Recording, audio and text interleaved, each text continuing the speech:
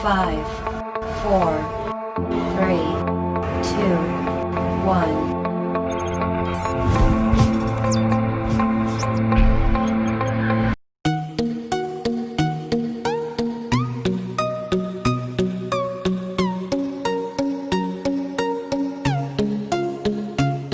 Olá, seja muito bem-vindo. Não se esqueça de se inscrever no canal, curtir e compartilhar nossos vídeos. Vamos mais uma aula? Olá pessoal, tudo bem? Então na aula de hoje iremos ver a parte de escalonamento de processos logo após o último vídeo que a gente falou ali de gerência de processos, né, threads e tal. Então a gente vai ver como é que esse item, né, do sistema operacional, que é o escalonador, como é que ele faz a seleção de processos, como é que ele pode escolher um processo para poder executar em determinado momento e aí deixar um determinado processo para depois. Então nós vamos ver esses detalhes, tá? Nessa pocheirinha aqui, já de antemão vou dizer para vocês que a gente vai começar com um pouco da teoria aqui e depois eu vou editar esse vídeo para que apareça aqui numa lousa, para eu poder mostrar para vocês como funcionam os 5 algoritmos de escalonamento principais, que são FCFS, SJF não preemptivo, SJF preemptivo, por prioridade e round robin, tá bom? Vamos iniciar aqui então. Escalonamento de CPU, né? Qual o objetivo, né, principal, gente? Para que escalonar uma CPU, né? Se os processos tivessem ali uma inteligência autônoma, onde eles decidissem por si só qual processo vai rodar naquele momento e qual vai aguardar, tendo em vista que a CPU nunca fique parada e consiga ser utilizada o maior tempo possível, oferecendo o maior desempenho possível, seria uma coisa bem interessante. Porém, os processos não conseguem se organizar dessa forma, né? É preciso uma figura do escalonador, que é a figura que vai poder organizar esses processos e verificar se algum ali está fazendo mau uso de CPU, e aí preemptar, né? Preemptar quer dizer interromper o processo de execução, ir lá tirar um processo, alocar um outro processo sem maior prioridade, ou de repente é menor, vai terminar rapidinho, e por causa disso não vai ficar aguardando tanto tempo para executar um processo grande na frente, esse tipo de coisa, tá bom? Então eu vou abordar aqui um pouco da teoria da apostila, né, e explicando aí quando possível. E quando chegar a parte dos algoritmos propriamente, vou dar um corte no vídeo e aí a gente vai dar sequência então comigo aqui na lousa explicando como funcionam esses algoritmos de escalonamento. Tudo bem? Vamos lá então. Então o escalonamento da CPU é a base de sistemas operacionais multiprogramados. Ao alternar a CPU entre processos, o sistema operacional pode tornar o computador produtivo ou mais produtivo ainda, né? Então, se eu tiver vários processos e eu puder organizar eles de uma forma que a CPU não fique parada entre esses processos ou executando um processo ali em particular que não esteja utilizando tanto a CPU, eu consigo alternar entre esses processos e fazer com que a CPU sempre esteja em produção executando coisas para a gente, tá bom? Então o objetivo da multiprogramação é ter sempre algum processo de execução para maximizar a utilização da CPU. Como eu falei, a CPU tem que ficar sempre em uso, não pode ficar parada, porque senão fica um processo ali aguardando e a CPU parada, né? Então você tem um recurso ali muito importante sendo desperdiçado. Então esse não é o interesse do sistema operacional, tá bom?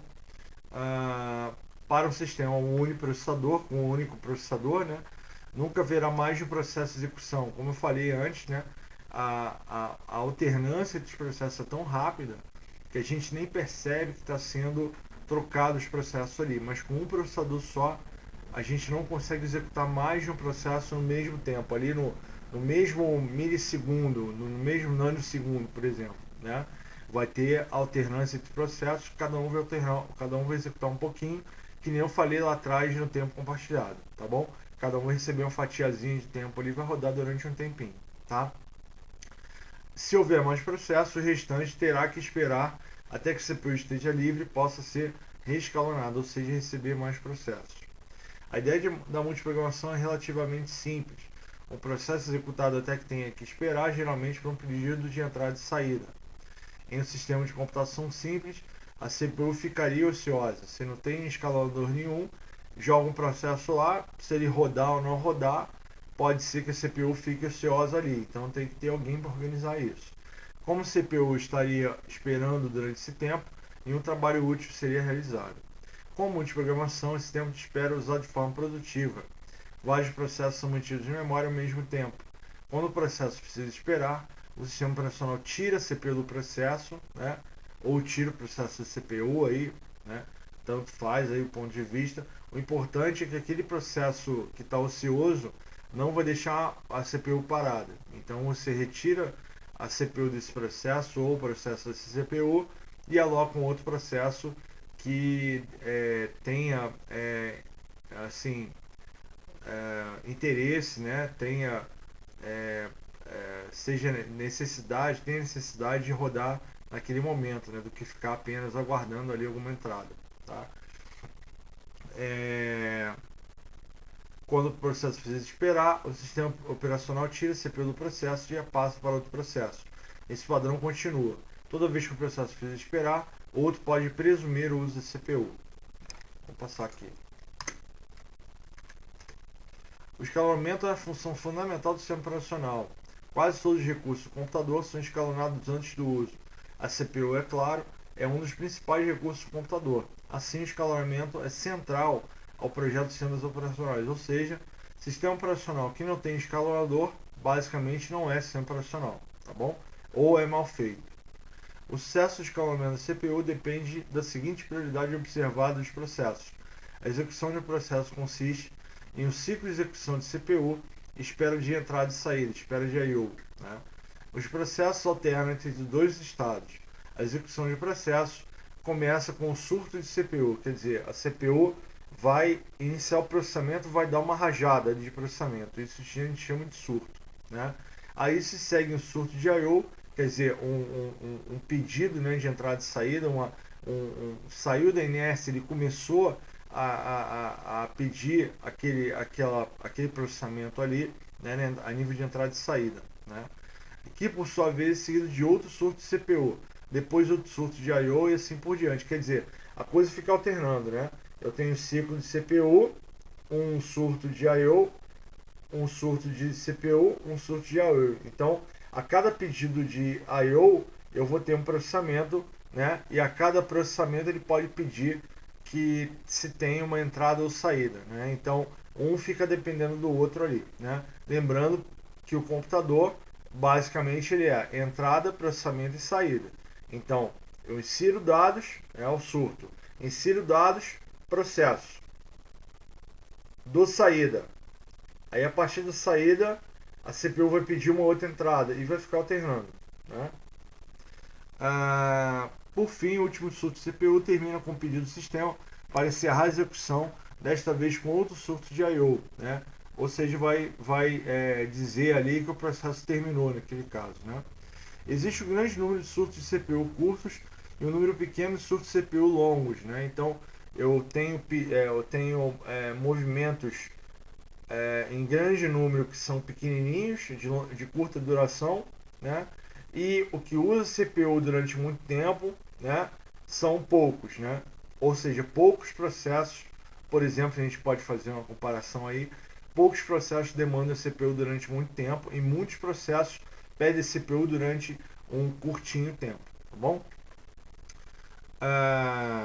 Um programa limitado pela entrada e saída geralmente terá muitos surtos de CPU curtos. O programa limitado pela CPU poderá ter alguns surtos de CPU longos. Essa distribuição pode ser importante na seleção de algoritmo adequado de escalamento de CPU. Quer dizer, você tem que entender o comportamento, o perfil dos processos que tem na máquina ou do hardware que tem ali, daquela CPU, para poder entender como escalonar da forma mais adequada esses processos em relação à CPU. Legal? As decisões de escalonamento de CPU podem ocorrer em 4 circunstâncias. 1. Quando o processo passa do estado de execução para o estado de espera, a gente já viu isso no vídeo anterior. Por exemplo, o pedido de I/O, de entrada e saída, né? Ou de chamada de espera para término de processos filhos. 2. quando o processo passa do estado de execução para o estado de pronto, né? Ele estava em execução, né? E volta para o estado de pronto, ele está pronto para executar, né? Ou seja, quando ocorre uma interrupção, né? O processo estava executando, ocorreu uma interrupção ali, ele voltou para ficar à disposição para começar a rodar ou continuar a rodar, né? Ele volta para o fila de prontos. Quando pro 3, né? Quando o processo passa do estado de espera para o estado de pronto, por exemplo, conclusão de I/O, né? Ou seja, ele estava aguardando uma entrada ou saída ali, né? Terminar esse processo, terminou, ele volta para ficar na fila de prontos para esperar a CPU pegar ele, tá? Então ele estava aguardando, terminou a operação de entrada e saída, ele voltou lá para aguardar a CPU, né? Executar esse processo, né? Então quem vai puxar esse cara ali para colocar aí para a CPU vai ser o escalonador, tá? 4, o processo termina, tá? Então é a última condição aí. Para os casos 1 e 4 não é opção em termos de escalonamento. Um novo processo, se houver na fila de processos prontos, deverá ser solucionado para execução. Legal? Então vamos lá. Existe uma opção, no entanto, para os casos 2 e 3. Quando o escalonamento ocorre apenas nos casos 1 e 4, dizemos que o esquema de escalonamento é não preemptivo ou cooperativo. Ou seja, não tem preempção, né? Cada um ali vai aguardar o término de cada processo, né? Para poder então iniciar o seu processamento. Não tem preempção, quer dizer, eu não vou lá interromper o processo e executar uma outra coisa. Eu vou ter que simplesmente aguardar ele terminar, tá? Caso contrário, é preemptivo, ou seja, o escalonamento preemptivo ele vai interromper o que está sendo executado naquele momento e vai alocar uma outra tarefa, tá? No escalonamento não preemptivo, depois que a CPU foi alocada a um processo, o processo mantém a CPU até liberá-la terminando, passando para o estado de espera, né? Pode acontecer, por exemplo, um processo lá atuando na não preempção, ele não vai, por exemplo, travar a CPU ali durante todo aquele tempo. Ele pode entrar em estado de espera e aí o próprio processo vai liberar a CPU durante algum tempo e aí durante esse tempo aí pode ser executado um outro processo até que ele aguarde a operação dele de entrada e saída terminar para que ele continue a execução, tá bom? Esse método de escalonamento foi usado pelo Windows 3.x, né, os Windows bem antigos aí, década de 90, e o Windows 95 introduziu o escalonamento preemptivo, quer dizer, das versões do Windows, somente o Windows 95, né, obviamente no ano de 95, teve o escalonamento preemptivo. Antes disso era só não preempção, quer dizer, você tinha uma tarefa longa, o teu computador ficava travado, ficava parado ali até terminar essa tarefinha, né, a execução dela, né? O Windows 95 trouxe aí escalonamento preemptivo e um detalhe, né? Todos os Windows antes de 95 eles tinham arquitetura de 16 bits, né? O Windows 95 foi o primeiro sistema operacional a trabalhar com processadores de 32 bits, ou seja, demandar toda a capacidade que o processador de 32 bits poderia oferecer, né? Que é o 386, né? Esse 3 de 386 significa que ele era de 32 bits, né? E também o número de sequência, né? A gente teve 8088, depois 8286, 8386, 486, aí foi subindo, tá?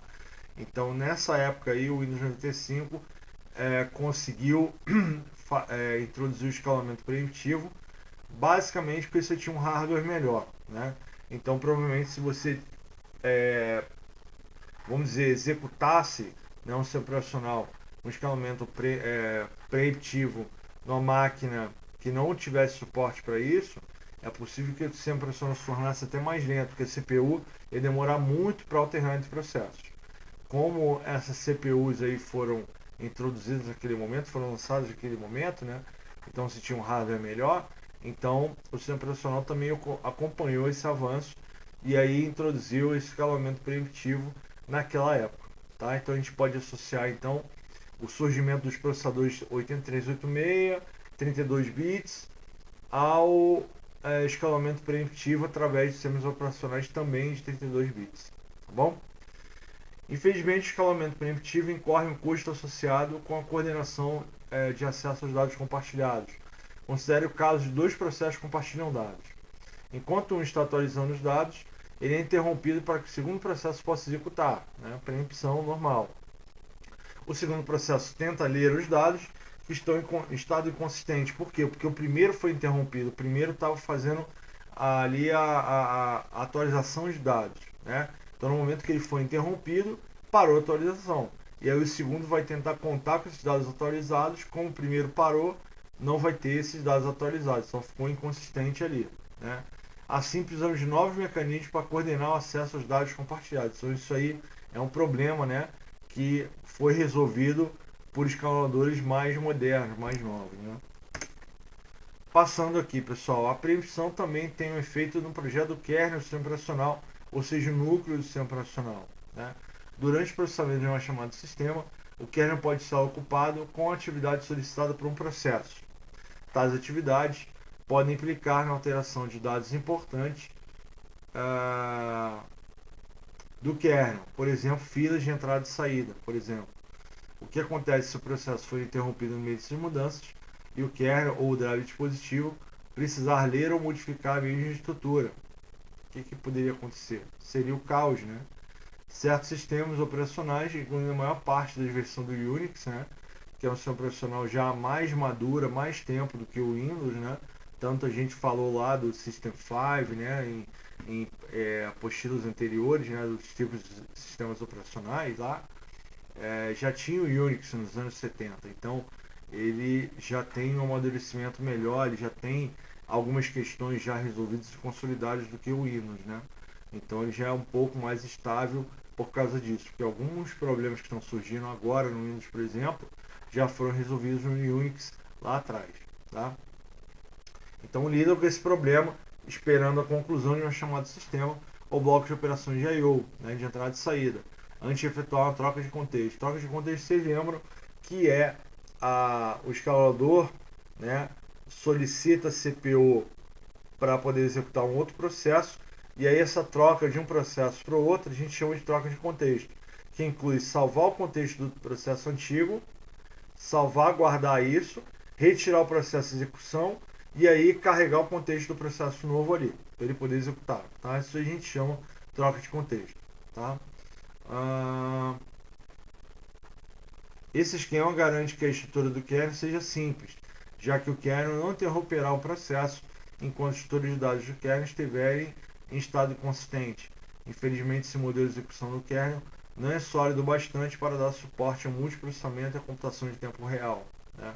Então, isso aqui eram questões que precisavam ser desenvolvidas para que o multiprocessamento pudesse ser melhor aproveitado e principalmente a computação, né, em tempo real, nesses sistemas de tempo real que a gente falou lá atrás, né, pudessem ser uma realidade, porque esse tempo de chaveamento aqui, né, e mais ainda, né, o não amadurecimento do kernel do sistema profissional para resolver essas questões geraria uma lentidão, e aí fazendo que esses sistemas de tempo real fossem sistemas de tempo não real, né, sistemas de tempo atrasado, vamos dizer assim, né. E aí tem a figura do dispatcher aqui, a gente já começa a entrar então nos mecanismos de fato do sistema operacional a nível de escalonamento, né. Então, o componente envolvido na função de escalonamento é o dispatcher, né, o executor. O dispatcher é um módulo que dá controle de CPU ao processo selecionado pelo escalonador de curto prazo. Então, o escalador vai selecionar o processo, né? Ó, esse processo vai para a CPU e você que vai para lá, beleza. E aí o dispatcher é o módulo que vai atuar então para fazer com que esse processo seja executado, né? A gente fala a grosso modo para poder prover um entendimento mais fácil, mas tem vários mecanismos ali bem, né, vamos dizer assim, com conceitos diferentes entre eles, mas é um funcionamento fundamental ali, né, que eles muitas vezes passam um pouco despercebidos, porque os conceitos deles acabam que estão embarcados em outros conceitos também. Então muitas vezes a gente fala de escalonador, fala de processos, fala de memória RAM ou de disco, mas muitas coisas que estão envolvidas ali no meio, né, se a gente for inserir muitos conceitos, falar desses caras muito antecipadamente, pode confundir um pouco. Então, eu deixo esses detalhes para falar quando a gente já tiver um pouco mais maduro na ideia do que a gente quer construir a nível de teoria, tá bom?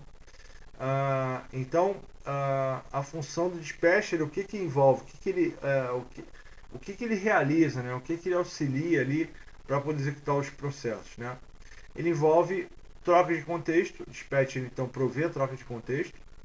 Ele passa para o modo usuário, então a gente tem dois modos, né? O modo sistema, o modo administrador, vamos dizer assim, o modo root no Unix, no Linux, né?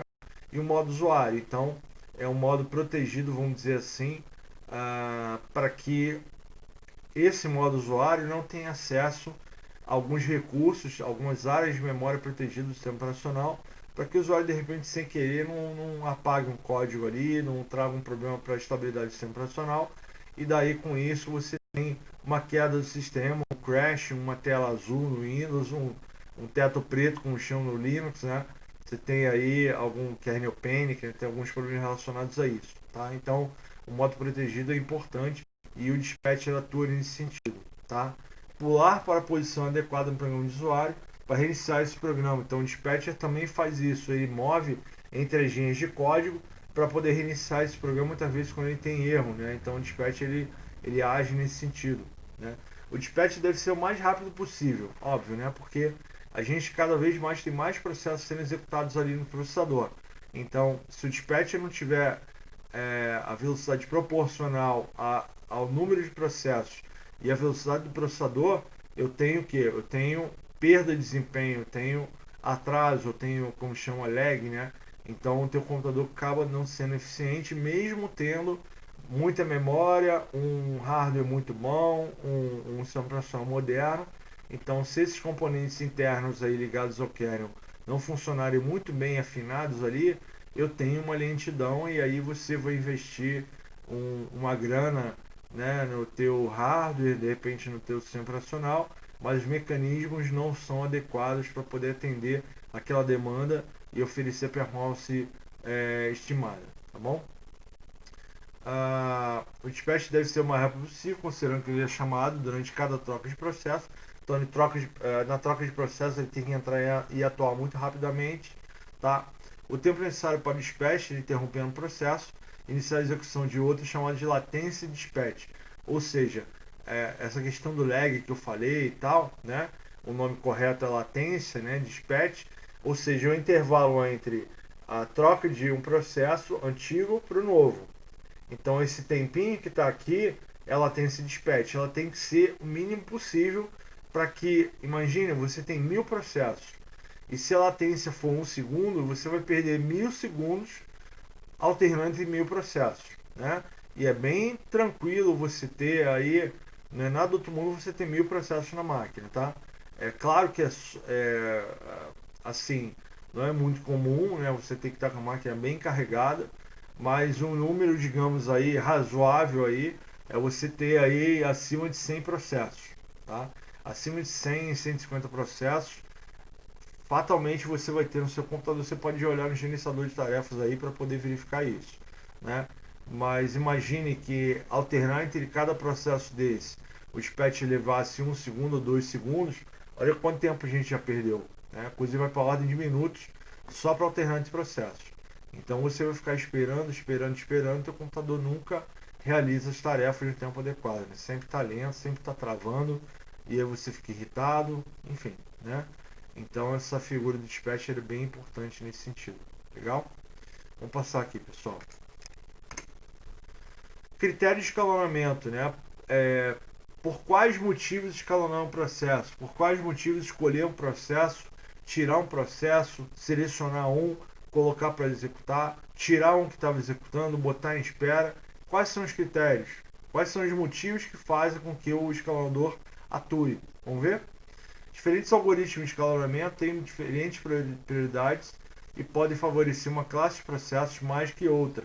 Por exemplo, ao escolher que algoritmo usar em determinada situação, devemos considerar as diferentes prioridades dos vários algoritmos. propriedades, prioridade não, propriedades dos vários algoritmos. Cada algoritmo tem uma propriedade diferente.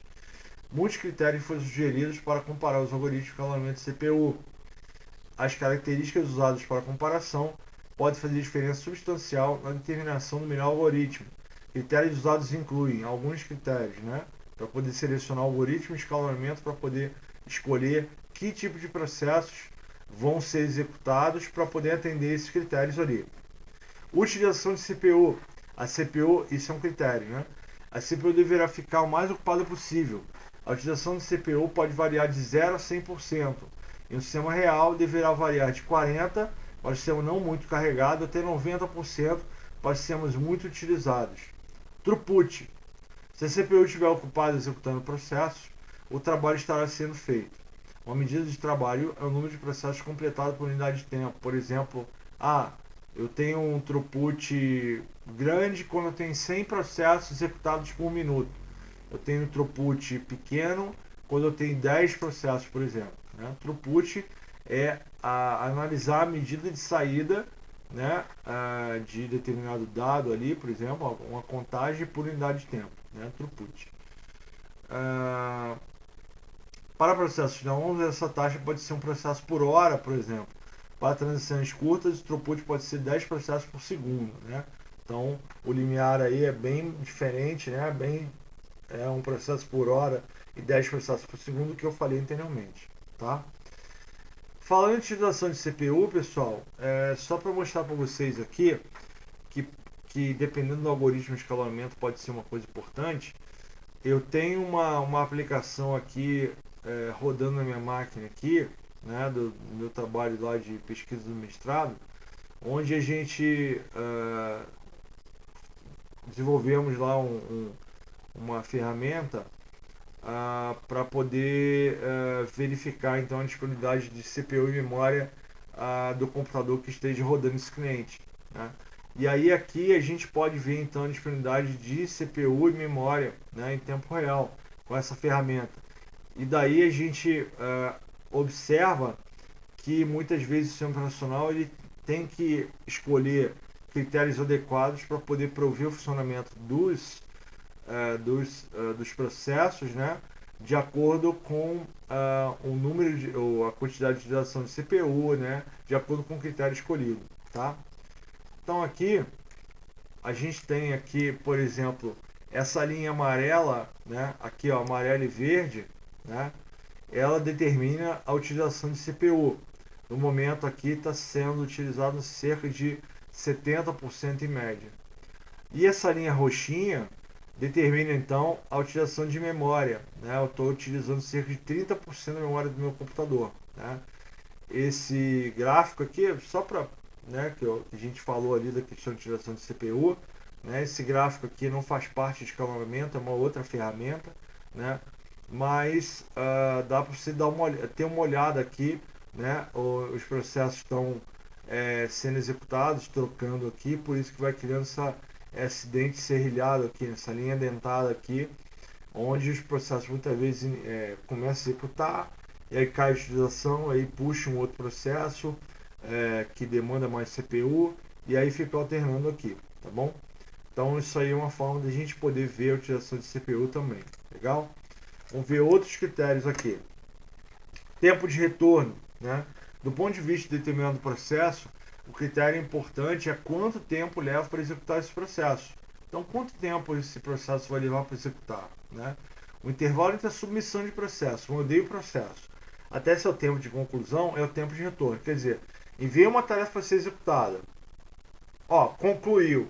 Então, esse tempo aí é o tempo de retorno. Legal?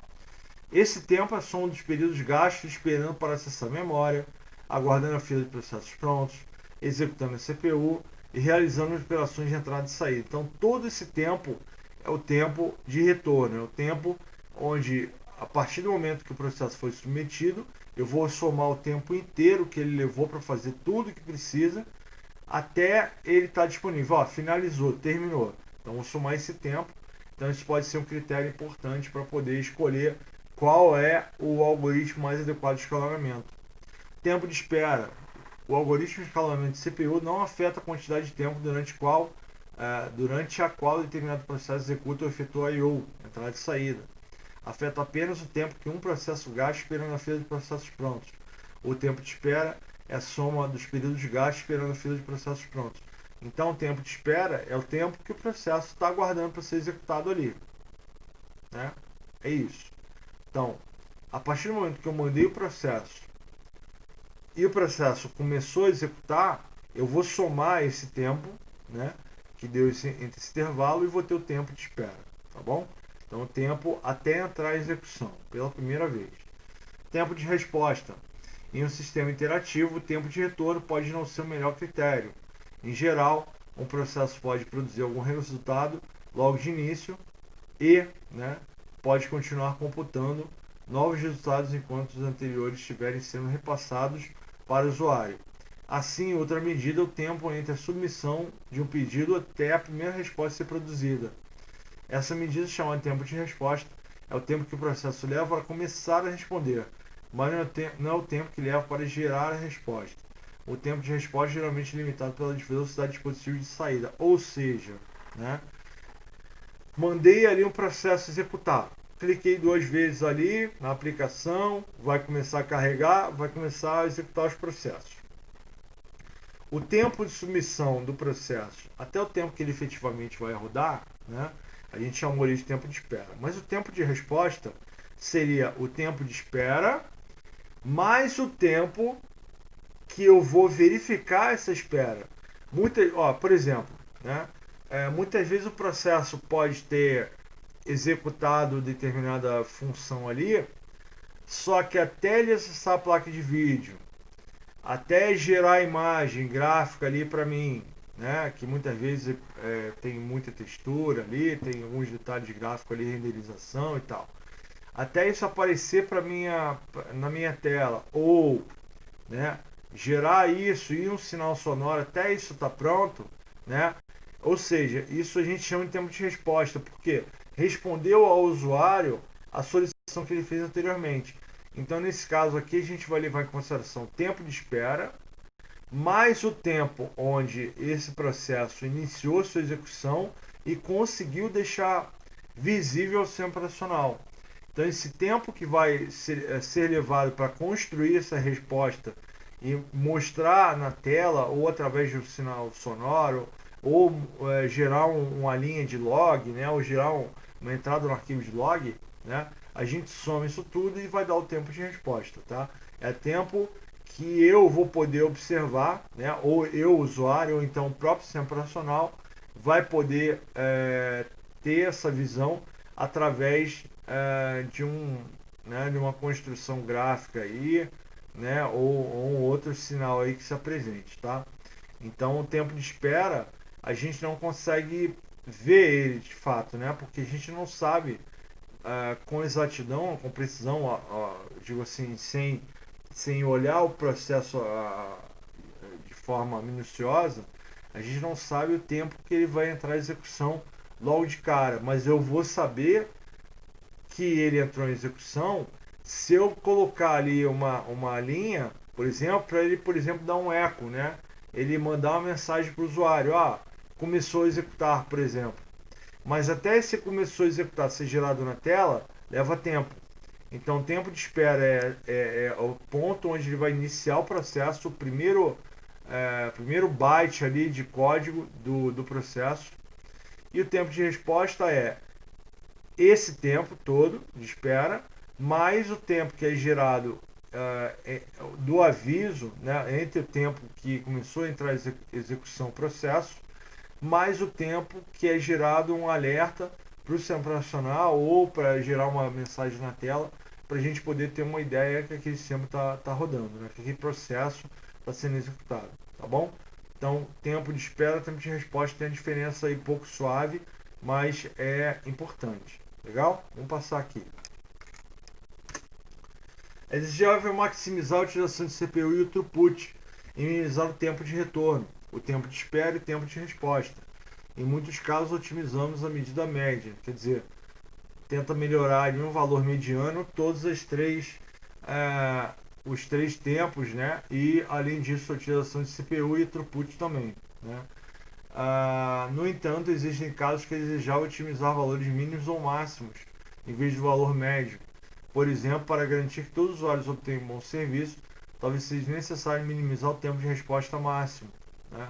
Então, botando o tempo de resposta baixo, usuários vão poder ver que aquele processo entrou em execução. Pô, já fico mais aliviado porque cliquei 2 vezes ali no programa, ele já retornou mais rapidamente, né? Então ele começou a entrar em execução. Então diminuiu o tempo de resposta aí, tá bom? Pesquisadores sugeriram que para sistemas interativos, né, como de tempo compartilhado, onde vai ter interação ali entre o usuário com seus processos e o sistema, é mais importante minimizar a variância no tempo de resposta do que minimizar o tempo de resposta médio.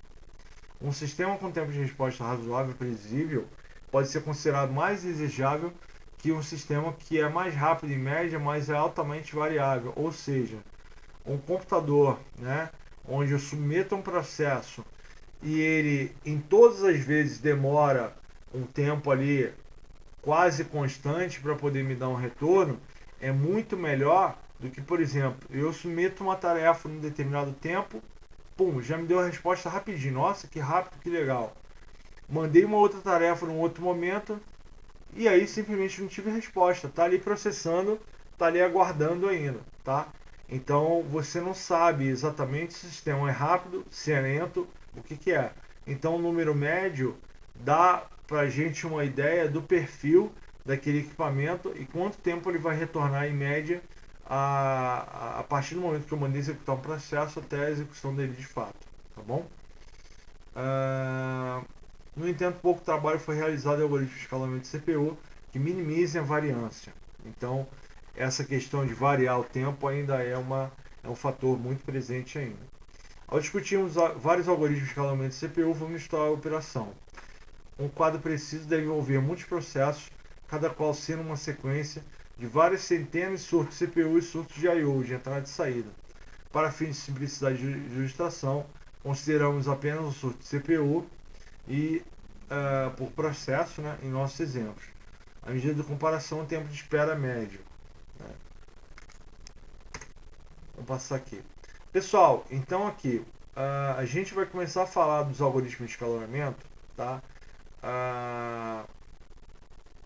Eu vou então falar um pouco aqui da teoria de cada um deles e logo depois fazer um corte no vídeo para poder mostrar alguns exemplos que a gente pode utilizar aqui um pouco melhor elaborados do que está aqui para a gente poder entender o funcionamento de cada um deles, tá? A parte teórica eu vou preferir mostrar para vocês na prática para vocês poderem entender melhor, tá? Mas a explicação que está aqui na apostila ela vai condizer com a questão prática que eu vou mostrar agora na lousa, tá bom? Então a gente se vê então agora no quadro. Eu vou desenhar todos os algoritmos, vou explicar todos eles. Em seguida a gente finaliza o vídeo, tá bom? Ok, pessoal, então vamos dar continuidade à aula de escalonamento de processos, onde eu vou usar a lousa agora para poder demonstrar cada um dos 5 algoritmos de escalonamento. Vou começar pelo FCFS, falo do SJF não preemptivo, SJF preemptivo, vou falar também do escalonamento por prioridade e por fim do round robin. Vamos lá? Então vou desenhar no quadro aqui uma tabelinha onde nós vamos ter aí a configuração dos processos. Vou utilizar 4 processos aí para a gente iniciar aí o nosso entendimento, né?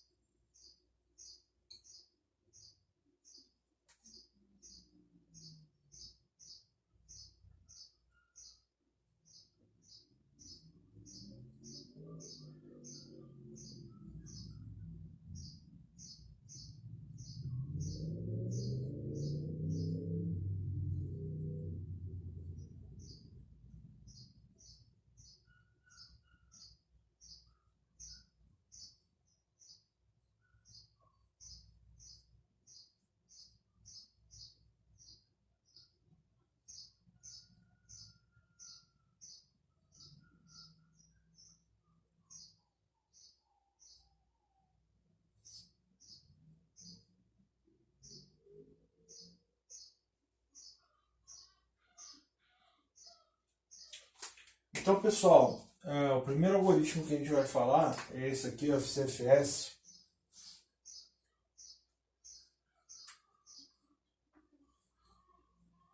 O que significa FCFS, né?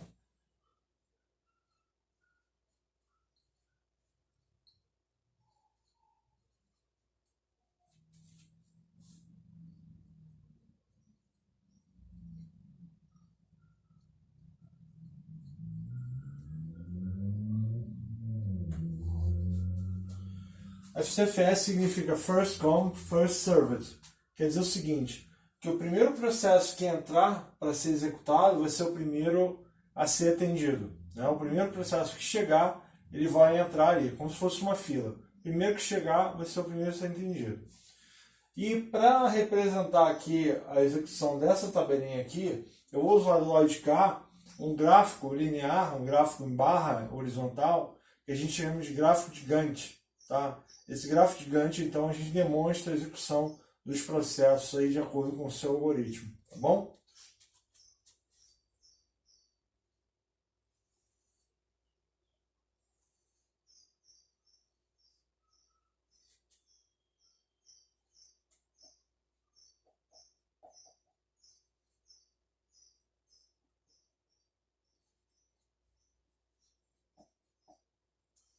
Gráfico de Gantt, tá? Então a gente tem que olhar para o quadro aqui e interpretar algumas informações para a gente poder executar, né? Primeira coisa, o que é importante a gente olhar aqui? Qual foi o instante que chegou o primeiro processo? O primeiro processo, ele chegou em 0. A gente vai iniciar o nosso gráfico então em 0. Legal? Eu vou botar com a caneta vermelha, que aí a gente consegue observar melhor, tá? Então, nosso gráfico aqui vai iniciar em 0. Legal? Beleza. E aí, no instante 0, quantos processos eu tinha para ser executados? Né?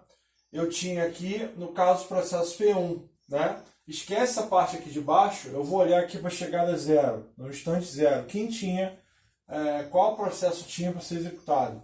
P1, com tamanho 10.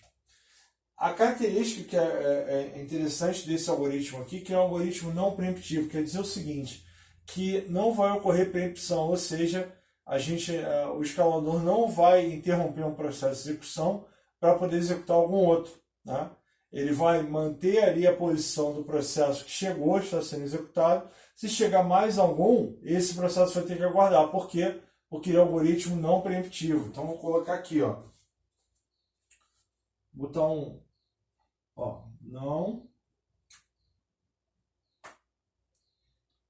não preemptivo.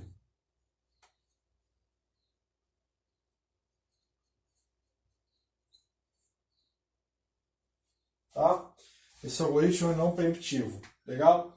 Então tá, vamos desenhar aqui em cima então o nosso gráfico de Gantt para a gente poder executar, certo? Beleza. Ele é um gráfico não preemptivo, né? Instante 0 eu só tinha o P1 para rodar, então eu vou executar. Como ele não tem preempção, ele não vai interromper o processo. Né? Então a gente vai começar a executar o processo P1 desde a sua chegada até o seu tamanho. Né? Para eu saber em que instante eu vou parar aqui do gráfico, é só somar o instante que ele iniciou a execução mais o seu tamanho. Se eu iniciei no instante 0 mais o tamanho dele, eu vou parar aqui em 10. Vou parar aqui em 10. Né? Então, nesse tempo aqui, eu estou rodando o processo P1. Tá bom? Processo P1. O processo P1, então, foi executado até o final. Não tem mais nenhuma unidade de tempo aqui para ser executada. Ele terminou a execução dele. Então, podemos dizer que fechou ele. Tá? E aí, a gente vai olhar agora, então, para o enunciado do algoritmo, né? Para o conceito do algoritmo, né? Que o primeiro que chega é o primeiro que vai ser servido. O primeiro que chegou foi o P1, né? No instante 0 só tinha ele para rodar, mas durante a execução chegaram outros processos para ser executados, P2, P3 e P4. Só que como esse algoritmo não é preemptivo, então não pude interromper a execução desses processos aqui, tá bom? Eu vou tentar usar esse quadro aqui para todos os algoritmos aí para ficar fácil o entendimento, tá bom? Legal. Então, no instante 10, eu vou olhar para o quadro de novo e vou ver quais processos já chegaram até o instante 10 para poder executar a minha fila, né? Eu tenho o processo P2, que chegou no instante 2, é o processo mais antigo, vamos dizer assim, que chegou. Eu tenho o processo P3, que chegou no instante 4, eu tenho o processo P4, que chegou no instante 6. Então, nós vamos, olhar aqui para o gráfico e para a tabela e observar o processo mais antigo que chegou antes para poder executar. O processo mais antigo é o P2, ele vai então rodar a partir do 10, né, que é o momento que eu parei aqui a execução do P1. Vou começar o P2 até terminar ele, ou seja, se eu estou no instante 10, vou rodar ele durante 3, eu vou somar 10 mais 3 e vou ter o instante 13, que ele vai terminar a execução dele, tá? 13, tá bom? Então aqui eu tenho o processo P2, certo? Legal. E aí, assim eu já consegui finalizar a execução desse outro processo. Quais processos que sobraram aqui embaixo? P3 e P4, né? Então, tanto P3 quanto P4, a execução deles vai se iniciar aqui no instante 13, que é quando a CPU foi liberada, tá vendo? Daqui para cá não tem nada disponível, né? Aliás, tem um recurso disponível, não tem nenhum processo alocado, né? Eu só tenho o recurso disponível ali, a CPU está disponível para executar processos. Então eu vou olhar aqui para cá, P3 e P4, observando que FCFS, né, o primeiro que chegou é o primeiro que vai sair, né? Então eu vou executar o processo mais antigo. P3 chegou no instante 4, P4 chegou depois. Então eu vou selecionar P3 aqui, né, para poder executar. E aí eu vou iniciar no instante 13. 13 mais a duração dele, que é 8, lembrando que ele não é interrompido, não tem preempção. Então eu vou iniciar em 13, mais 8, vou parar em 21. E aí nesse intervalo aqui eu executo P3, certo? Beleza. Então, agora sobrou para a gente aqui, não chegou mais nenhum processo aqui embaixo. Claro que isso aqui é um ambiente simulado, né? No computador real a gente vai ter novos processos a todo momento, entrando coisas para fazer. A gente tem aí o processo P4, né, que restou para ser executado. Ele foi o último a chegar, então vai ser o último a ser atendido, né? Como ele foi o último a chegar, ele chegou no instante 6, ele tem um tamanho 5, eu executei todos os processos, né? Estou aqui no instante 21 disponível para poder rodar, né? Então eu vou pegar aqui no instante 21, vou pegar o tamanho do processo, que é o tamanho 5, e vou até o final. Então, no final aqui eu tenho P4, eu tenho ele iniciando em 21, mais o tamanho dele que é 5, vou parar em 26. Agora observe uma coisa interessante, pessoal. 26 aqui, ó, tá? 26. 26 é o tamanho somado de todos os processos. Vejam que a gente não teve intervalo aqui, né? Se a gente somar o tamanho de todos os processos, dá 26, porque ele começou no 0, terminou em 26. Se a gente olhar para a tabela aqui, a gente consegue extrair essa informação. Se a gente somar aqui todos os tamanhos de todos os processos, a gente vai ter o mesmo número. Vamos ver? 10 mais 3, 13, mais 8, 21, mais 5, 26. Está aqui, ó, tá? 26, beleza? Então, esse aí foi o algoritmo de escalonamento FCFS não preemptivo. Agora eu vou mostrar para vocês, então, o algoritmo de escalonamento não preemptivo também, SJF. Vamos lá? Deixa eu apagar aqui.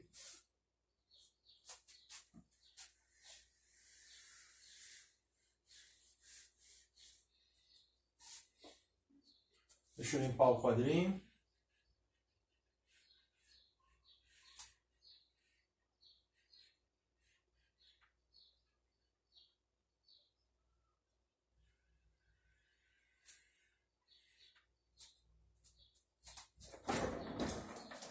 Essa porta aqui que aí é melhor para a gente trabalhar. Legal. Pessoal, vocês já entenderam que aqui é gráfico de gancho, então eu vou apagar aqui para ficar mais claro, tá? Beleza. Então, a gente agora vai trabalhar com o algoritmo SJF. Algoritmo SJF.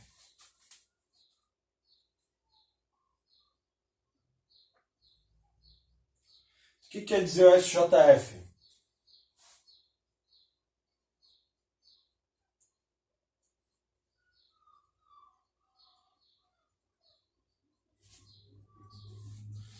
SJF quer dizer Small Job First, menor trabalho primeiro.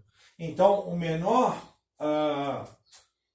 a menor tarefa que chegar para ser executada vai ser elencada para ser executada. Eu não vou mudar esses dados aqui, tá, pessoal? Eu não vou mudar os dados aqui, eu vou fazer uma mudança para poder explicar o cenário, mas inicialmente eu vou manter o que está aqui, tá bom? Vamos lá.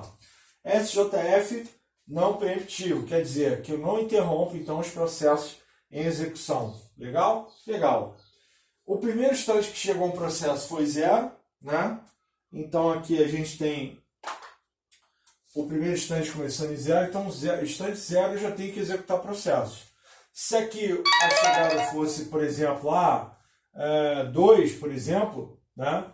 Eu teria então que executar a partir do 2, por exemplo, tá bom? Então, pessoal, começando a desenhar o gráfico aqui, a gente tem que olhar o primeiro instante que tem ali registrado no nosso quadro, né, que é onde o escalador vai consultar os processos, e a partir daí a gente tem que levar em consideração os processos que tem para ser executados. Se tiverem muitos processos em determinado instante inicial, a gente tem que olhar para o algoritmo, e é o Small Job First, quer dizer, o menor job primeiro, o menor processo vai ser executado primeiro, e a gente tem que levar isso em consideração. Mas olhando para o gráfico aqui, a gente repara ali que no instante 0, né, ele chegou em 0 ali, a gente só tem um processo P1 de tamanho 10. Então, de fato, é ele que vai ser executado. Eu vou marcar aqui em vermelho, né, para ficar mais fácil a visualização. Então, no instante 0, né, conforme eu mostrei antes para vocês, é o instante que marca o início do registro gráfico, eu tenho o processo P1 iniciando nesse momento, tá? Tá, como esse algoritmo é não preemptivo, quer dizer que eu não vou ter interrupção ao longo da execução dos processos. Então, eu vou executar o P1 até o final e depois o escalador vai olhar para o quadro novamente, né, e vai verificar, mediante o algoritmo escolhido, qual ação que ele vai tomar, tá bom? Então, vamos rodar o P1 aqui até 10, né, que é o tamanho dele. E aí, no instante 10, vamos olhar, então, para o gráfico aqui, para verificar qual a decisão que tem que ser tomada. Eu tenho que executar, primeiramente, o menor processo, né, aqui no gráfico, porém, no instante 10, eu tenho não só um processo, tem 3 processos, né? O P2 chegou em 2, o P3 chegou em 8, o P4 chegou em 5. Né? Eu vou marcar aqui o P1 que foi executado, né? Já terminou a execução. Então, P2, P3 e P4. Repare que não interessa mais a ordem de chegada, e sim o tamanho deles. Então, no instante 10, eu tenho esses 3 processos para executar. Qual dos 3 o escalador vai escolher, baseado no algoritmo menor primeiro? Então, a gente vai escolher o P2. P2, então, vai rodar a partir do 10, vai rodar 13 unidades, vai parar em 13. Legal, 13. E aí, no instante 13, ele então vai verificar qual é o menor job para ser executado nesse momento, qual a menor tarefa entre P3 e P4. P4 tamanho 5, P3 tamanho 8, vai rodar o P4 então primeiro, né, seguindo o algoritmo ali. Vai rodar P4 até 18 e depois o P3 até 26. Tá? Rodou os dois e finalizou. Então, como ele não é primitivo, não tive interrupção aqui no gráfico.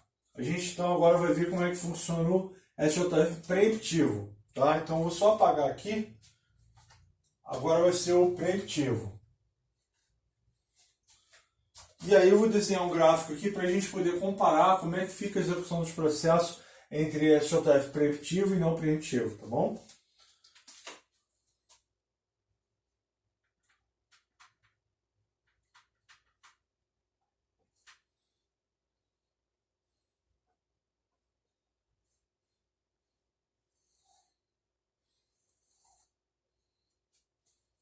Legal. E aí, vamos ter em consideração o mesmo processo lá. Só com um detalhe. Como agora é preemptivo, vai chegar em determinado momento que os processos vão ser interrompidos. E aí, para ele poder, né, ser interrompido, tem que ocorrer a troca de contexto, que é quando um processo é carregado e outro tirado da CPU, salva o contexto e deixa na fila de espera. Para poder retomar ele a fila de espera e continuar a rodar o restante que falta, a gente vai ter que contar quanto falta, né, dos processos, quanto de unidades aqui falta para executar os processos. A gente vai ter que fazer uma continha ali, né, só marcando os períodos de tempo que falta executar, tá bom? Vou apagar aqui esses checks aqui. Beleza. Então, o primeiro processo que chegou no primeiro instante é o P1, chegou em 0. Então, é o momento que eu vou executar. Instante 0, vou rodar o P1.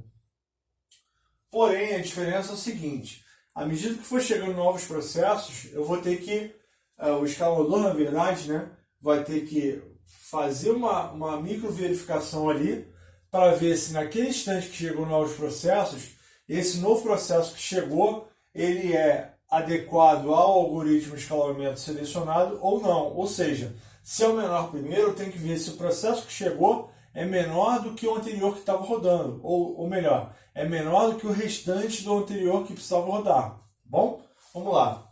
Então, o P1 vai rodar até chegar ao próximo processo. Quando chega o próximo processo, P2 chega no instante 2. Então, vou traçar aqui uma linha pontilhada para dizer que ele só está verificando naquele instante se o processo que chegou é menor ou é maior do que o que está rodando no momento. Tá? Até 2. E aí ele verifica, no instante 2, quais processos tem para rodar. O P1 já rodou 2 unidades, então vou descontar de lá, do 10, né? Vou colocar aqui 8. E aí chegou o P2 também com 3 unidades. Como é o menor primeiro, eu vou comparar quem é menor, 3 ou 8. Menor P2 com 3. Então vamos fazer a troca de contexto, chavear o processo e trocar o P2 para ele poder executar. Tá?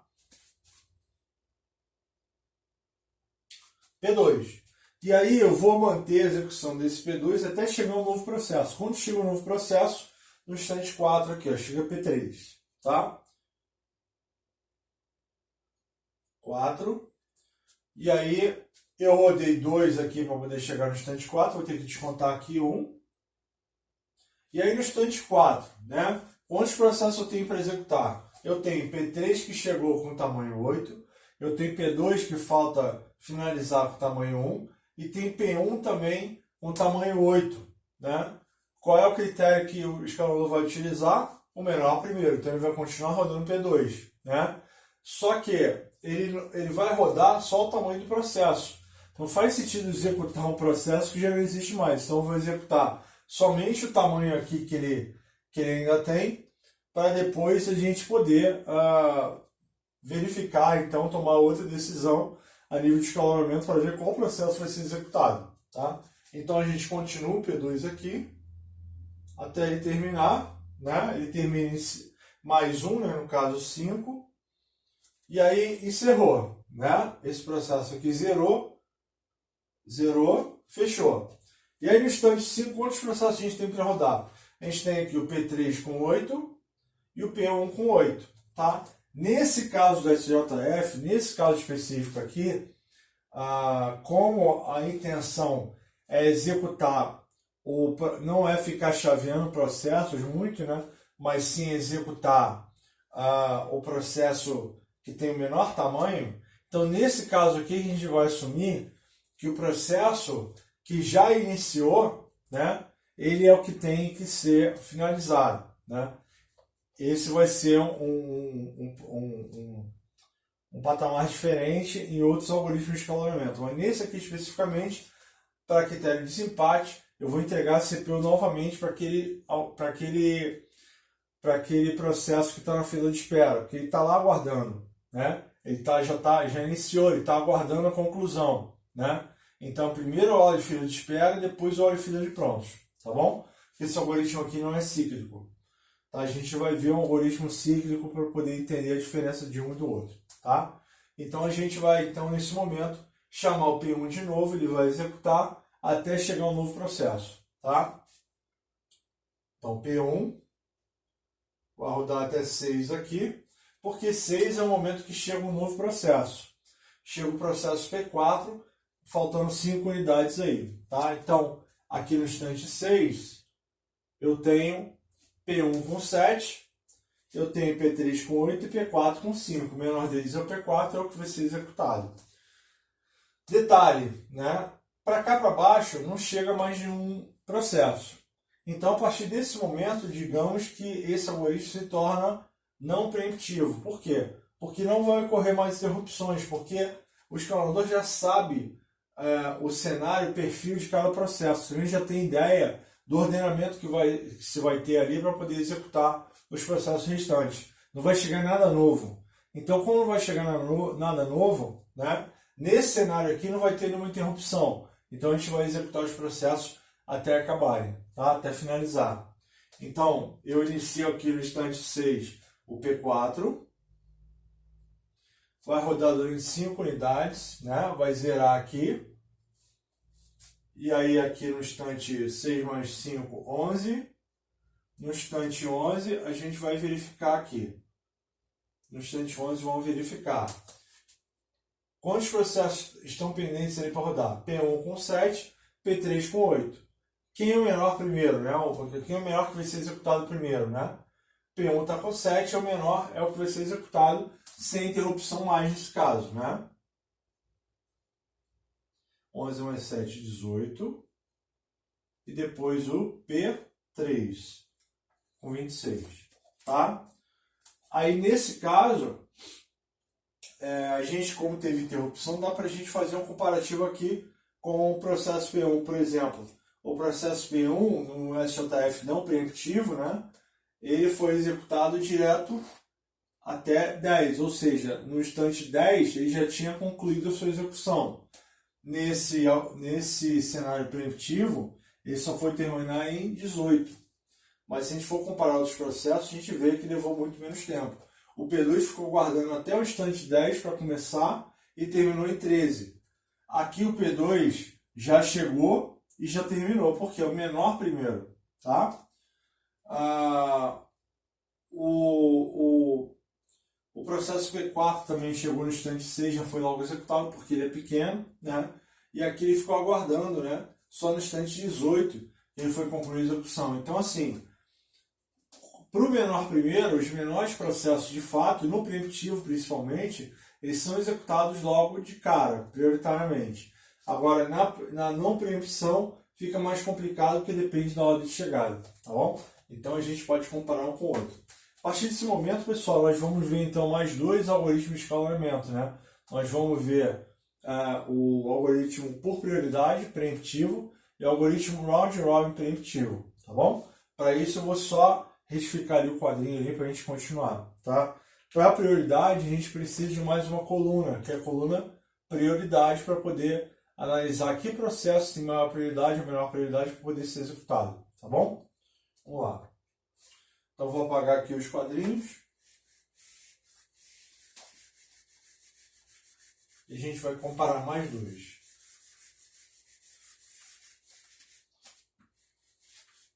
Então não é mais small job first, né?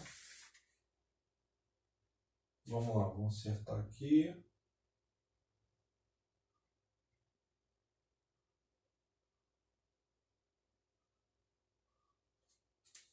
Muito bem. Então, como eu falei, eu vou botar mais uma coluna de prioridade aqui para poder analisar.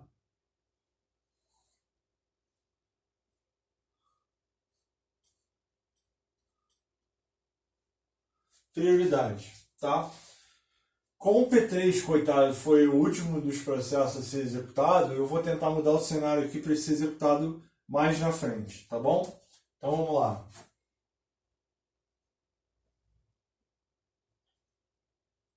Eu vou colocar aqui, vou mudar aqui.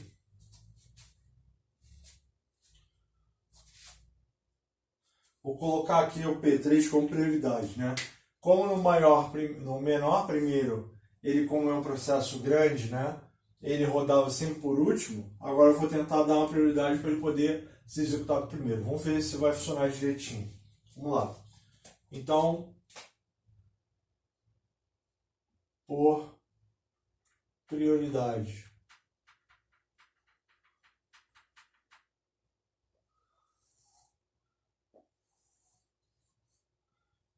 Tá? E aí depois a gente faz o próximo algoritmo.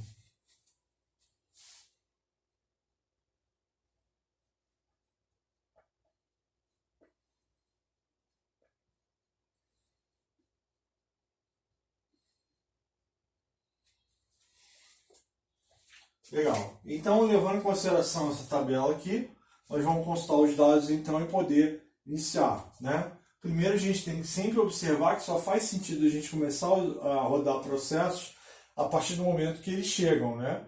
Então, a gente vai olhar para o primeiro instante que chega o processo e vai analisar qual deles vai ser executado primeiro, né? Se só tem um, a gente só vai levar isso em consideração, tá?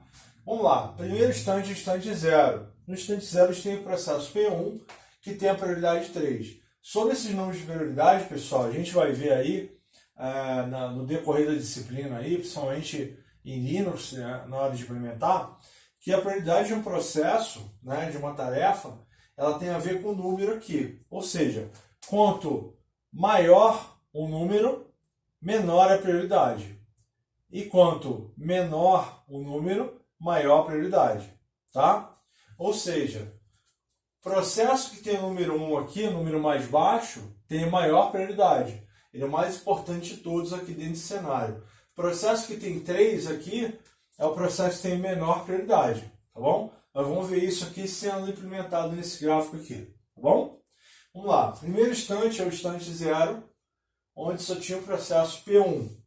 A gente só podia visualizar o processo P1 até que instante? Até o instante 2. Então, até o instante 2, como é preemptivo, ele vai verificar naquele momento para poder ver que o processo vai rodar.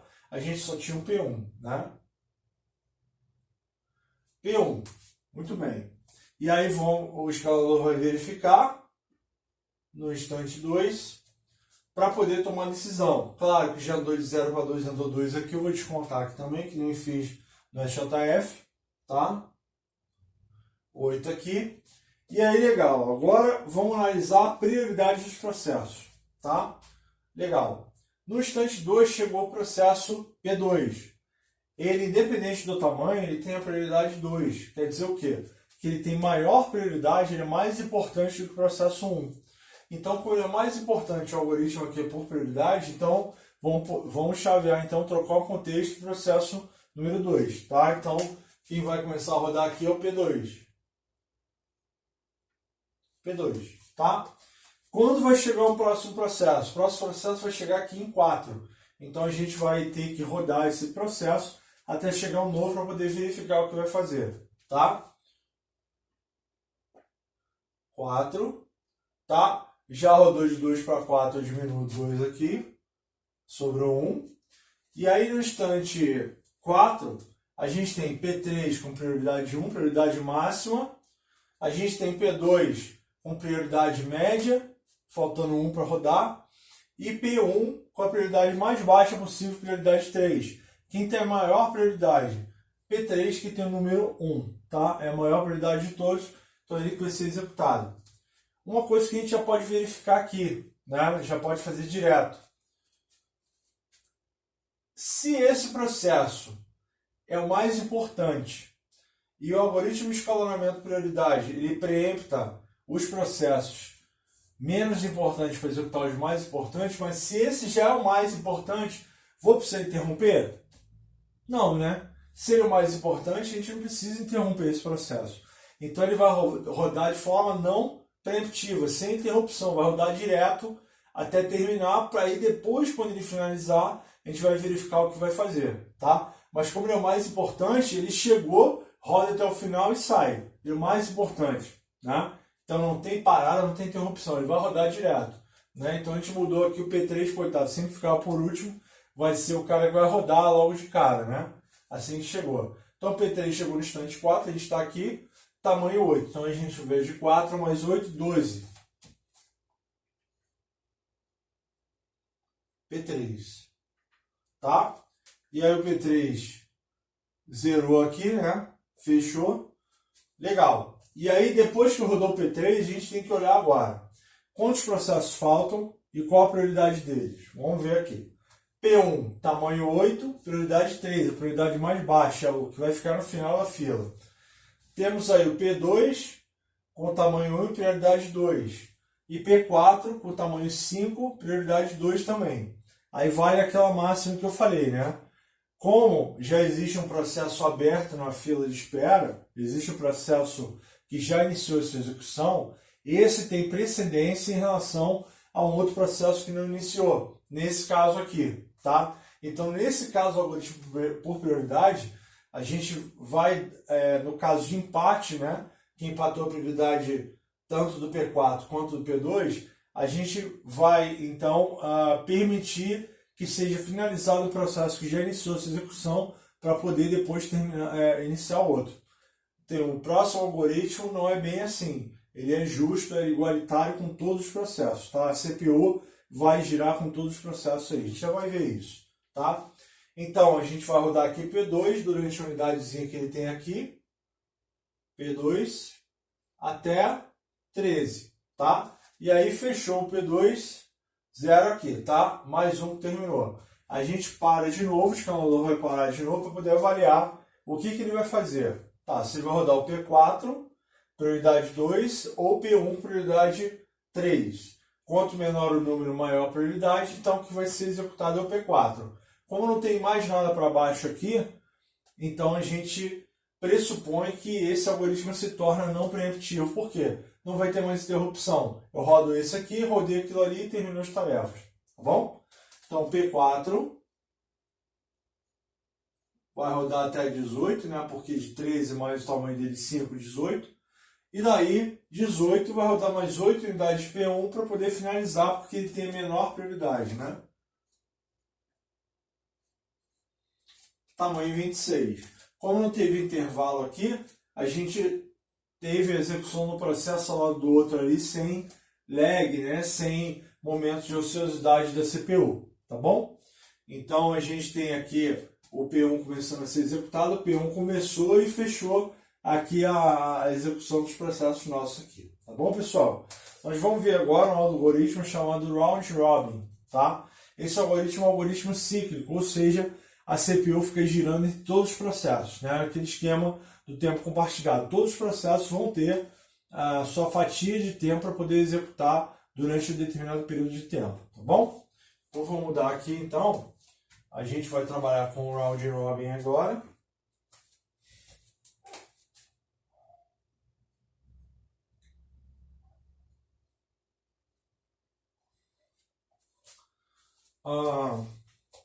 Vou fazer um outro desenho aqui, outro gráfico, né?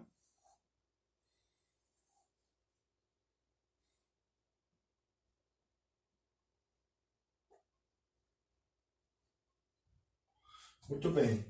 Então, agora, a prioridade agora não entra em questão, porque ele trata todos como igual. Não interessa o tamanho, não interessa a prioridade. O que interessa aqui é executar todos eles durante a fatia de tempo. Para isso, a gente tem um elemento chamado quantum. O quantum significa o quanto de tempo que a gente vai utilizar para poder alocar um processo a um determinado processador. Tá? Então,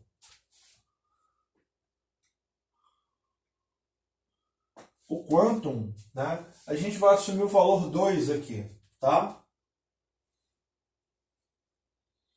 Quantum, o valor 2, é a quantidade de tempo que a gente vai alocar para cada processo. E ele funciona, como eu vou desenhar aqui, funciona como um reloginho. A gente tem aqui P1, P2, P3 e P4. Tá? Então, ele vai então girar, né, como um reloginho. Daqui para cá, daqui para cá, daqui para cá, daqui para cá. Tá? Ou seja, vai começar em P1, vai para P2, P3, P4, depois P1, P2, P3, vai ficar girando até esses caras terminarem, né? Até todos eles forem finalizados, tá bom? Vai funcionar a dinâmica mais ou menos assim, tá? Vamos lá. Então, o que a gente não pode deixar de analisar? O momento de chegada dos processos. Se a gente olha para o quadro, né? Olha para a tabelinha ali, e verifica que em determinado tempo tem vários processos, a gente vai ter que usar o critério, às vezes, de ordem numérica, alguma coisa assim. Mas, em geral, nunca dois processos chegam exatamente no mesmo tempo, chegam em tempos distintos, nem que seja um nanosegundo diferente um do outro, milissegundo, microsegundo, tá? Então, deixa eu apagar aqui para ficar mais claro, né?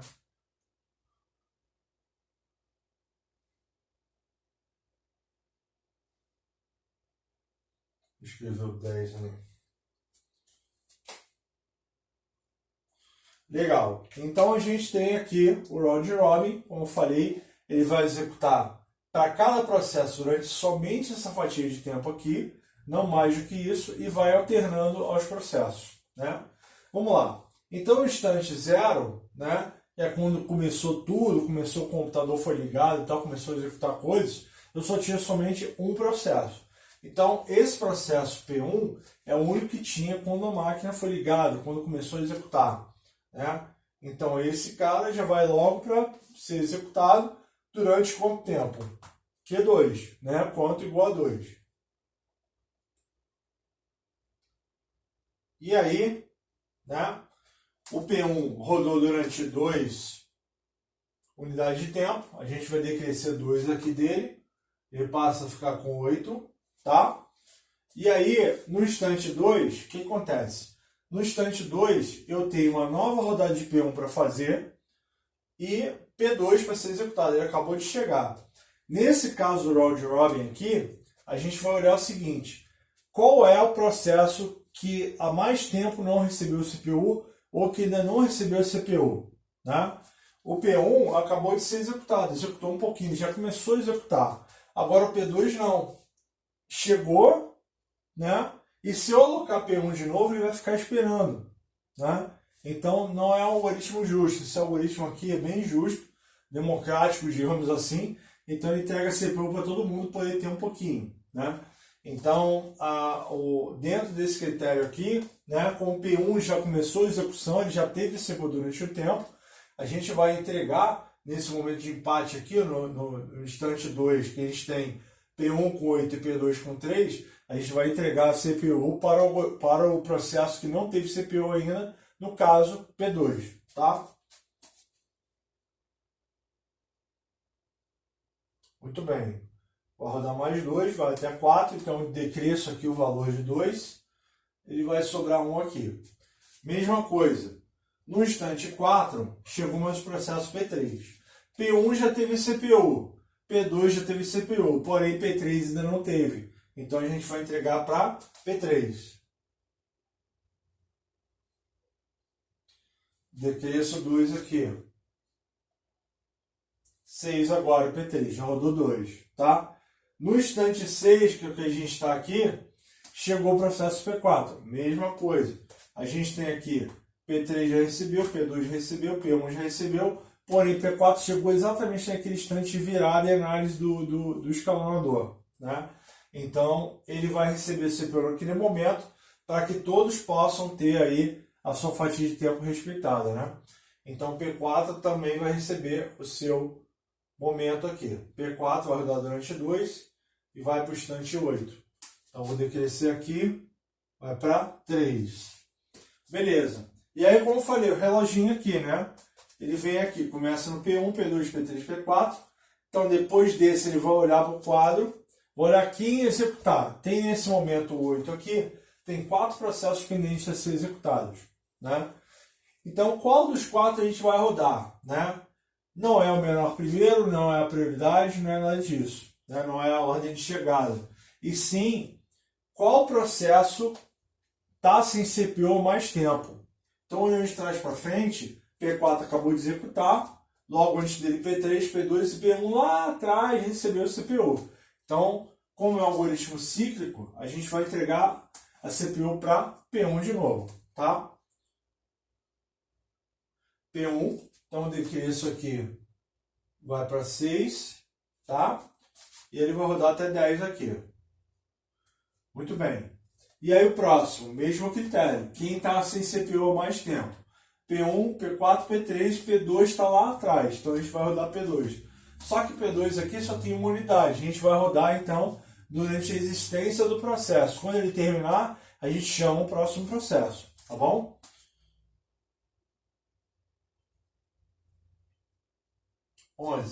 E aí finalizou, zerou aqui, tá? E aí a gente vai olhar lá para a tabela, né? Quais processos faltam executar no instante 11? A gente tem P1 com 6, P3 com 6 também, P4 com 3. Quem está mais tempo sem CPU? A gente rodou P2 agora, P1, P4 e P3 está lá atrás, é o mais antigo, né? Então a gente vai rodar o P3 mais um pouquinho, decresce aqui 2 unidades de tempo, vai para 4, tá? Então P3 vai até 13, tá?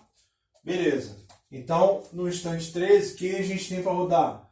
P4 com 3, P1 com 6 e P3 com 4. Quem está sem CPU mais tempo? Ó? P3 rodou, P2, P1 e P4 é o último. Então, a gente vai trazer o P4 agora, tá? P4, durante quanto tempo? Durante o quantum, né? Que é 2. Então, 13 mais 2. Então, o P4 rodou durante 2. Agora, a gente tem quem a rodar aqui? P1 com 6, P3 com 4 e P4 com 1. Quem é o mais antigo aqui? P1 está mais tempo sem rodar, tá? Roda durante 2, vai para 17. E aqui a gente decresce para 4. Então falta 4 de P1. No instante 17, quem a gente tem para rodar? P1 com 4, P3 com 4 e P4 com 1. Quem está mais tempo sem CPU? P3. Ó, P1, P4, P3 é o mais antigo, tá? P3, de 4 cai para 2, 19. Aqui vai para 2, tá? Da mesma forma, mais antigo que o P4, só tem um para rodar.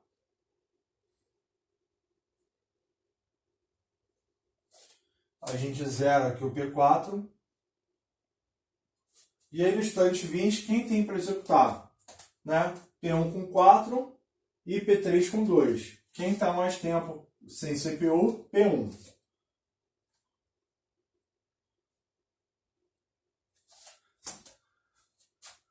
Decresce aqui para 2. A gente agora vai chavear então entre dois processos, tem dois ali, P3 e P1. Então a gente vai rodar P3. E aí fecha P3.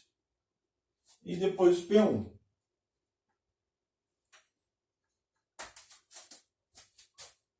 Fechou a execução, tá bom? Então, pessoal, esses foram então os algoritmos de escalonamento que eu vou cobrar de vocês na prova e de conhecimentos aí ao longo da disciplina. E qualquer dúvida, vocês podem entrar em contato pelo WhatsApp, grupo de e-mail, pode mandar mensagem no e-mail institucional, enfim. Fique à vontade, espero que vocês tenham gostado. Caso de dúvida, entre em contato. Logo a seguir, eu já envio o trabalho de validador de frequência e vou enviar também a primeira prova do segundo trimestre. Tá bom, pessoal? Até a próxima. Tchau, tchau. Gostou do vídeo? Que legal! Se inscreva no canal, clique aqui em se inscrever no canal, curta, compartilhe nossos vídeos nas redes sociais e ajude mais e mais pessoas a terem acesso a essa fonte de conhecimento aqui no nosso canal. Então, até a próxima. Tchau!